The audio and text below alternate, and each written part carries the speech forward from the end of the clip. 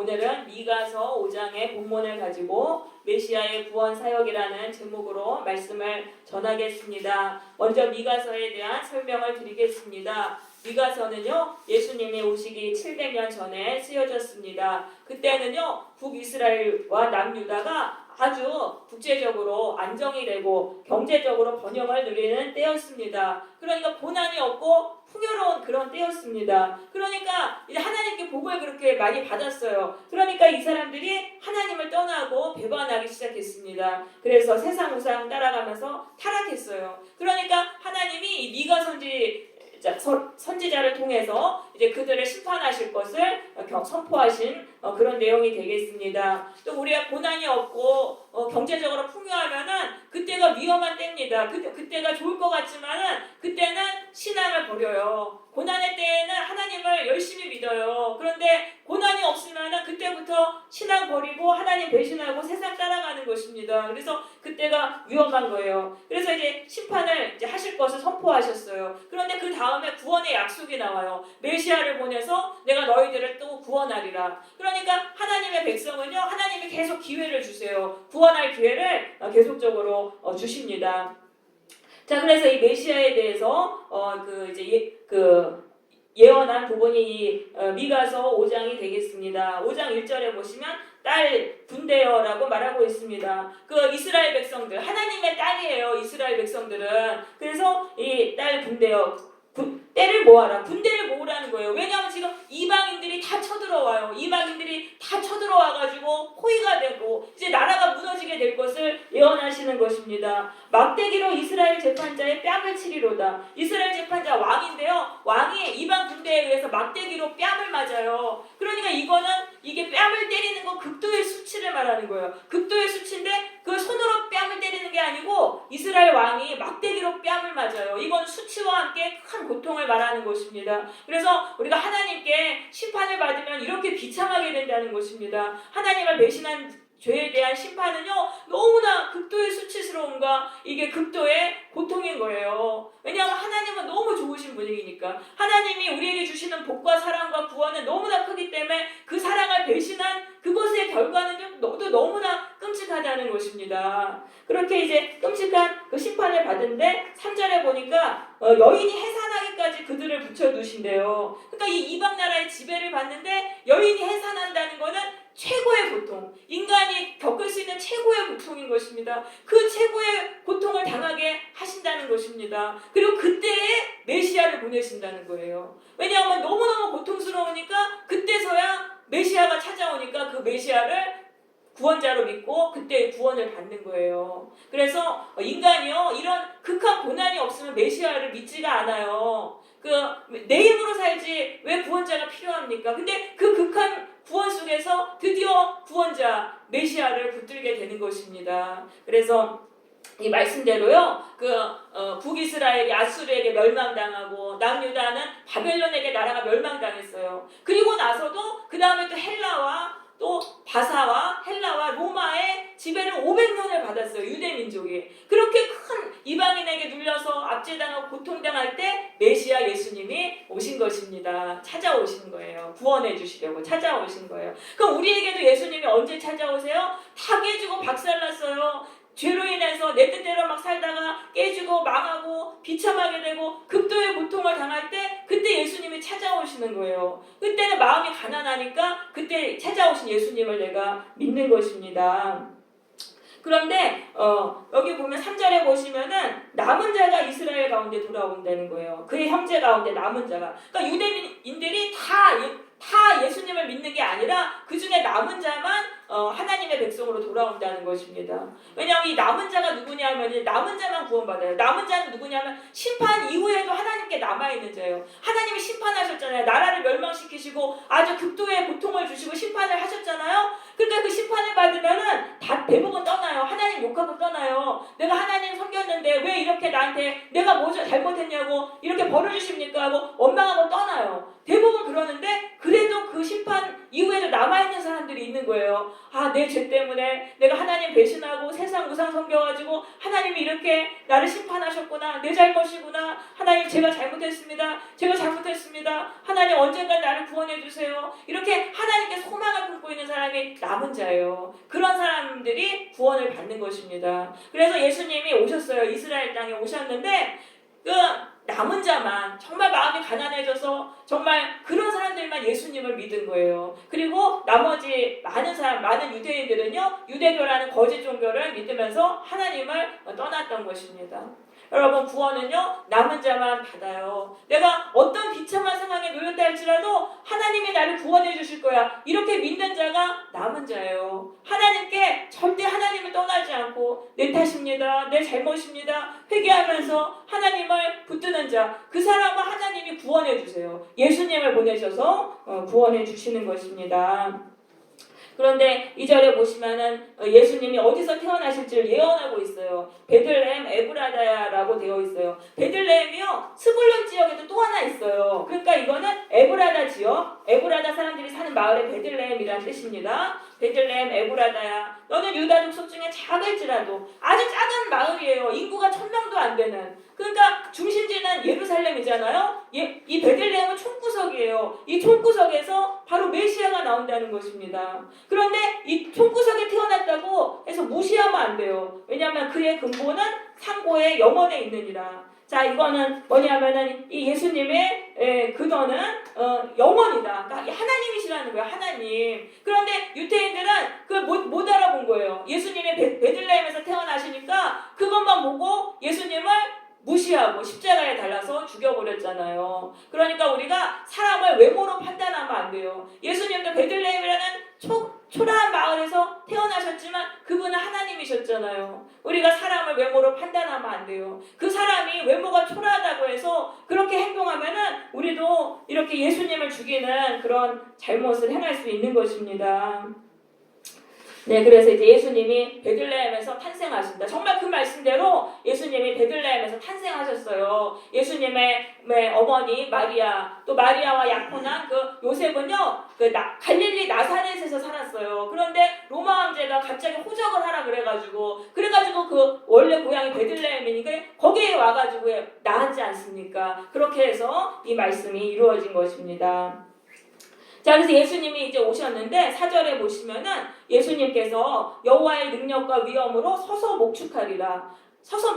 목자의 모습입니다. 그래서 예수님은 또한 목자의 모습으로 오시는 것입니다. 목자처럼 오셔서 하나님의 백성들을요, 서서 돌보시는 거예요. 먹이를 먹이시고 또 늑대나 일이나 악한 자들에게서 다 물리쳐 주시고 이렇게 보호해 주세요. 그러니까 그들이 거주할 것이다. 이거는 그 메시아의 보호를 받으면요, 평안하다는 거예요. 마음이 평안하고 고통에서 해방되고 마음이 편안하고 평안을 누린다는 것입니다. 여러분, 예수님을 믿으시면은요, 예수님이 목자처럼 이렇게 돌봐주세요. 그리고 말씀으로 먹여주세요. 매 순간 말씀으로 먹여주시고 또 우리를 악한 사람에게서 이렇게 지켜주세요. 그래서 우리가 평안을 누리게 됩니다.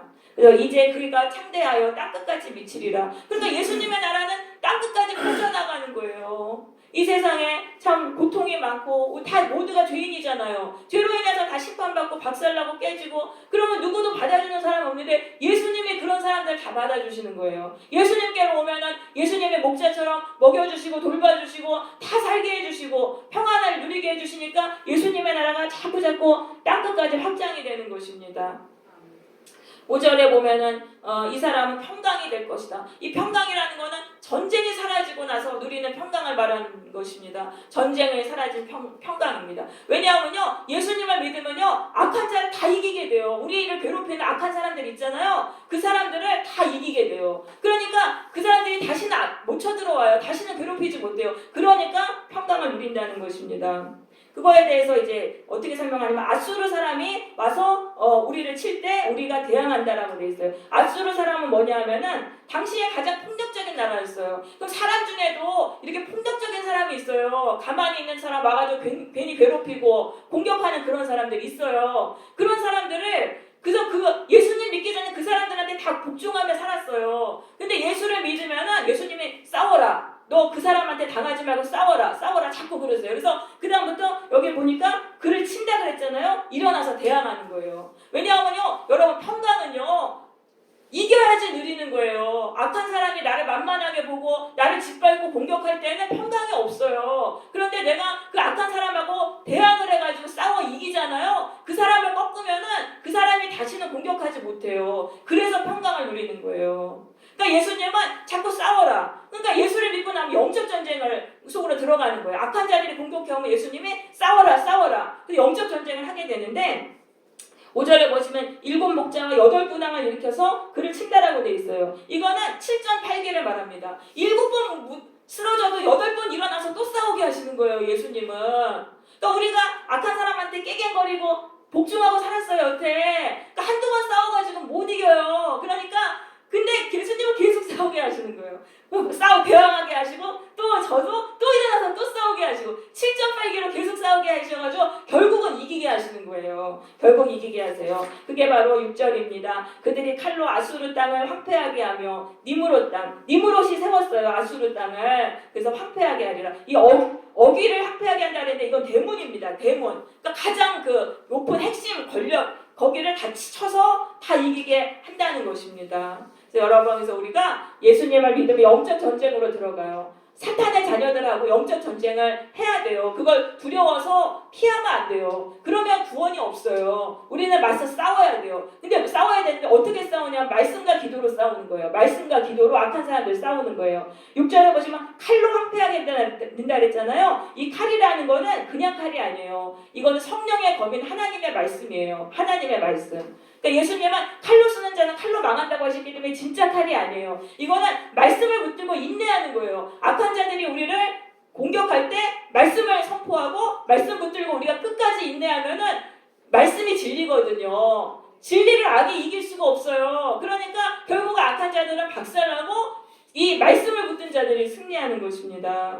그래서 이 하나님의 말씀으로 우리가 악한 자들을 이기는 거예요. 예수님도 말씀으로 사탄을 물리치셨잖아요. 40일 동안 광야에서 시험 받을 때 말씀으로 물리치셨습니다.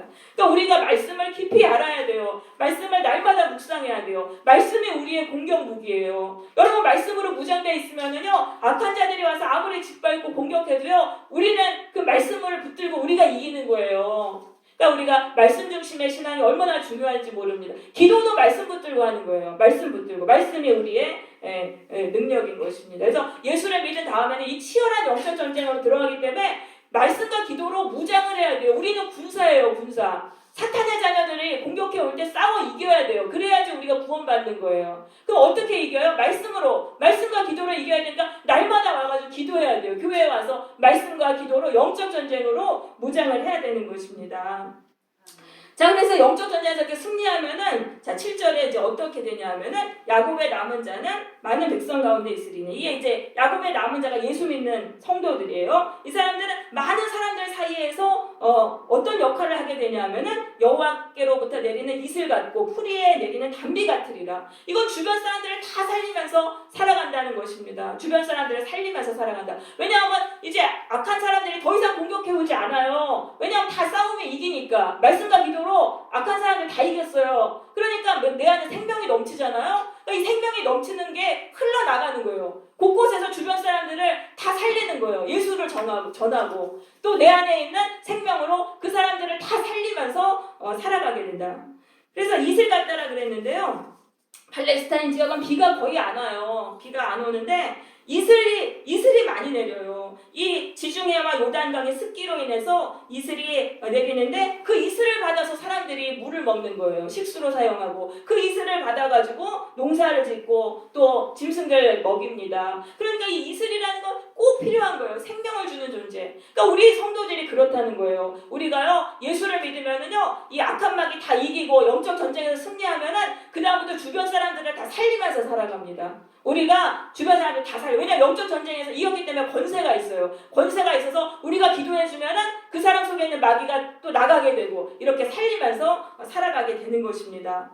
그리고 또 단비 같다 그랬어요. 단비는 뭐냐면은 이제 이스라엘의 9월, 10월 사이에 곡식에 씨앗을 뿌려요. 그때 비가 와야 되는데 그때 비가 또 찔끔 와요. 그게 바로 단비예요. 그리고 3월, 4월경에 추수할 때에도 그때도 비가 내려야 되는데 그때도 비가 또 좀 와요. 그러니까 이때 내리는 게 단비예요. 그러니까 단비라는 거는 단비가 없으면 다 죽어요. 농사 다 망치고 죽어요. 그러니까 이게 이 성도들이 꼭 필요한 존재가 된다는 것입니다. 예수 믿는 사람들은요, 이 사회 곳곳에서 사람들을 살리기 때문에 꼭 필요한 존재가 되는 것입니다. 근데 이제 이런 단계까지 가려면 이건 높은 단계예요. 영적 전쟁에서 다 승리한 사람이 이렇게 사는 거예요. 우리가 영적 전쟁에서 승리하지 못하고 사탄의 자녀들한테 맨날 져가지고 박살나면은요 얼굴이 우거지상이 돼가지고 주변 사람들한테 화풀이하고 주변 사람들까지 힘들게 하고 살아가요. 그러니까 우리가 생명을 주는 존재가 되려면은 이 영적 전쟁에서 승리를 해야 되는 것입니다. 자, 이제 8절에 보시면은 이제 이 성도들이 많은 백성 가운데 사자 같다. 그러니까 이 사자라는 거는 짐승의 왕이지 않습니까? 이거 강력한 권세를 말하는 거예요. 우리 예수 믿는 사람들은요, 예수의 이름으로 악한 사람들 다 이겨요. 이기고 주변 사람들도 살기만 살아가니까 자꾸 권세가 붙는 거예요. 이러면 영적인 권세가 계속 붙어요. 그러니까 엄청 강해져서 사자같이 강하게 되는 거예요. 그러니까 사람들이 오면은 이 사람 안에는 권세가 있으니까 양처럼 사자 앞에 양처럼 벌벌 떨고 누구도 공격하지 못하게 돼요. 이것이 바로 크리스찬들이 받은 예수님께 받은 권세인 것입니다.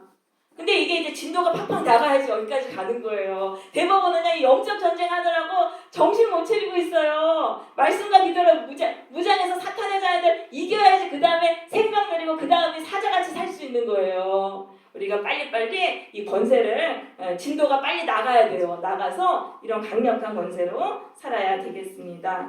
9절에서는 내 손이 내 대적들 위에 들려서 내 모든 원수를 진멸하기를 원하노라. 이거는 미가 선지자의 기도예요. 이거는 정말 미가 선지자가 바라는 거예요. 하나님의 백성들이 이렇게 다 승리하고 생명을 누리며 살기를 원합니다. 이거는 목회자들의 기도입니다. 모든 목회자들이 예수 믿는 성도들을 위해서 해주는 기도가 바로 이거예요. 성도들 곳곳에서 악한 사람들 다 이기고 생명을 누리고 생명으로 살게 해주옵소서. 권세를 가지고 살게 해주옵소서. 목회자들이 이걸 위해서 기도해 주는 것입니다.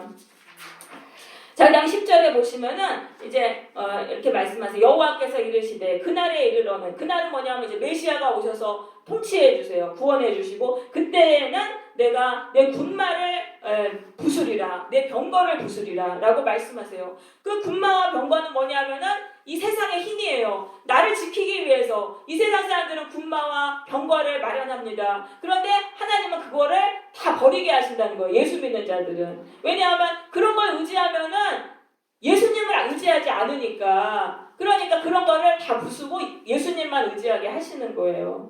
그럼 이 군마하고 병거는 뭐냐 하면은 요즘 세상 사람들이 힘으로 여기는 거. 그럼 남자들은 뭐예요? 돈이에요.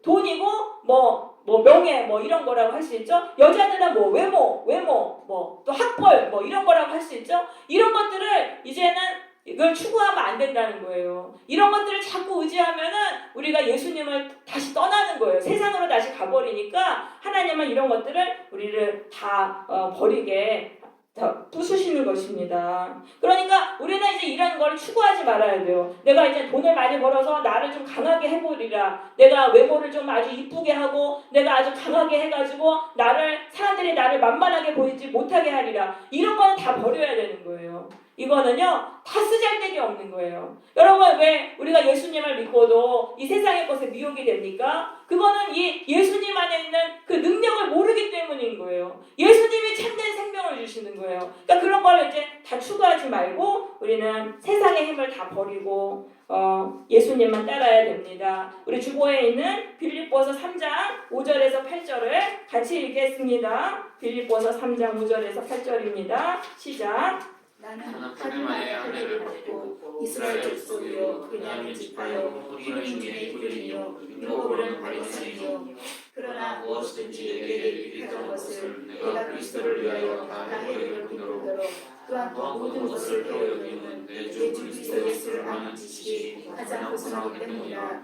내가 그를 위하여 모든 것을 잃어버리고 그것을 놀라 여기는 그리스도를 얻고. 네, 이 바울은요 최고의 엘리트였습니다. 당시에 최고의 엘리트. 베냐민 사람이고 바리새인이고 히브리인이고 다 그랬어요. 모든 사람들이 존경하는 그런 사람인데 그게 다 해로운 것이다라는 걸 알게 됐어요. 왜냐하면 내가 그런 것들을 추구하다 보니까 예수님을 핍박했구나. 그런 걸 깨달은 거예요. 괜히 그것들 추구하다 보니까 예수님이 진짜 능력이신데 예수님을 핍박했구나. 그러니까 이게 다 해롭다는 걸 알고 배설물처럼 여겼다는 거예요. 아무 쓸데없다는 거. 사람들이 학벌을 얻기 위해서 얼마나 노력합니까? 사람들이 간판 따기 위해서. 근데 그런 게 다 쓸데없다는 거예요. 그래서 그걸 알았다는 것입니다. 왜냐하면 예수님을 아는 지식이 가장 고상하다는 거예요. 고상하다는 건 가장 귀하고 뛰어나다고 것입니다. 왜냐하면 예수님을 알 때 우리는 악한 마귀를 이기고 참된 생명을 얻는 것입니다. 이건 뭐 서울대 나오고 뭐 하버드대 나온다고 될 수 있는 게 아니에요. 예수님이 주시는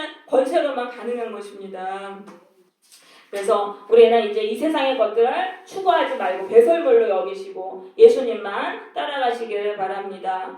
그 다음에 이제 하나님이 또 예수 믿는 자에게 또 뭐를 없애시냐면 복술하고 점쟁이가 없으리라. 너희들 사이에 복술과 점쟁이가 없으리라. 복술은요 주문을 외우는 거예요. 주문 막 외우고 무당들 있잖아요. 점쟁이, 미래를 예언하고 이런 것들이 없다. 거짓 종교가 없다. 왜냐하면 예수님은요 우리에게 성령과 말씀으로 진리를 바로 알려주세요. 직통으로 진리를 알게 해주시고 말씀과 성령으로 우리 자신이 다 깨달을 수 있어요. 직접. 그러니까 점쟁이 찾아갈 필요가 뭐 있어요? 예언받으러 다닐 필요 없어요. 예수님께 기도하면 바로바로 받아요. 이런 게 사라지고 또 우상이 다 이제 없어지리라. 13절에 보면 우상과 주상과 아세라가 다 없어지리라. 왜냐하면 세상 사람들이 거짓신을 섬기는데 예수 믿는 사람들은 창조주 하나님만 섬기니까 이런 거짓신들이 없어지게 되는 것입니다.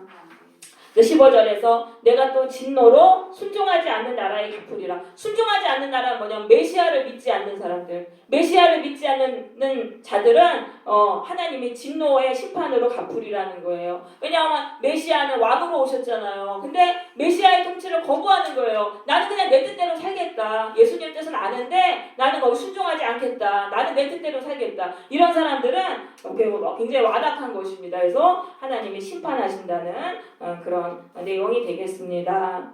네, 그래서 이 미가서의 예언이 예수님의 오심으로 다 이루어졌어요. 그래서 이 예수님이 이 세상에 오신 것을 기념하는 성탄의 때에 우리에게 찾아오시는 예수님을 마음속에 모시시기를 바랍니다. 예수님은 지금도 우리의 마음속에 들어오시기 위해서 우리의 바로 앞에 계세요. 예수님을 마음속에 모시고 예수님께 순종하면서 살아감으로 우리가 이제는 죄로 인한 심판에서 구원을 받고 또 악한 자들을 다 이기고 또 다른 사람들을 살리면서 살아가는 그런 능력의 삶이 되시기를 바랍니다.